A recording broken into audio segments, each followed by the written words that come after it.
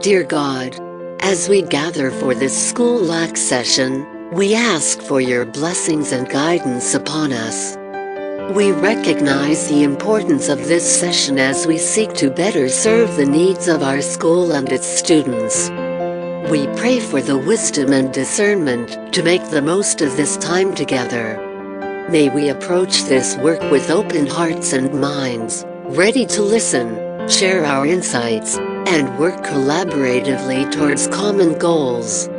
We ask that you guide us as we seek to identify the challenges and opportunities that lie ahead, and to find ways to address them in a manner that honors the dignity and well-being of all those who are a part of our school community.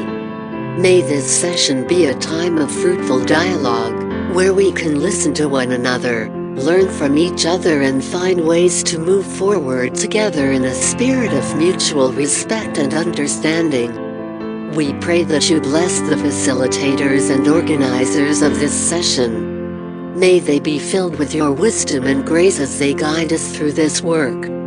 May they be strengthened by your presence as they help us to move towards our shared goals.